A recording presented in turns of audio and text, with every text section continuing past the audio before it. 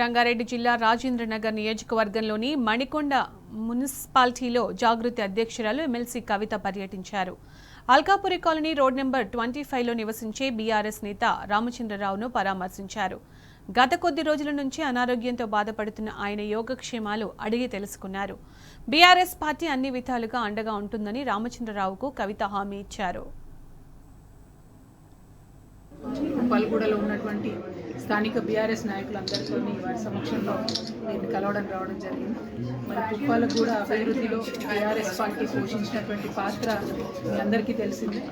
బేసిక్గా స్థానికంగా ఉండేటటువంటి అవసరాలైనటువంటి సాగునీరు దగ్గర నుంచి, మంచినీటి దగ్గర నుంచి మొదలు పెడితే, కరెంటు దగ్గర నుంచి మొదలు పెడితే, కేవలం బీఆర్ఎస్ గవర్నమెంట్ వచ్చిన తర్వాత కేసీఆర్ గారి దూరదృష్టితో మరి డెవలప్మెంట్ అంతా కూడా జరిగింది. ఆ డెవలప్మెంట్, ఆ అభివృద్ధి కొనసాగే విధంగా మరి ఇక్కడ ఉన్నటువంటి నాయకులందరూ కూడా నిరంతరం కృషి చేస్తూ ఉన్నారు. ప్రతినిత్యం కూడా ప్రతి ఒక్క కాలనీకి వెళ్ళి స్థానికుల యొక్క సమస్యలు తెలుసుకుంటూ ప్రజల తలలో నాలుకలాగా ఉంటున్నటువంటి బీఆర్ఎస్ పార్టీ నాయకులందరూ కూడా నేను ఈ సందర్భంగా అభినందనలు తెలియజేస్తూ ఉన్నాను. ఎందుకంటే బీఆర్ఎస్ పార్టీ అంటే అధికారం ఉన్నా లేకున్నా ప్రజల కోసం పనిచేసేటటువంటి పార్టీ.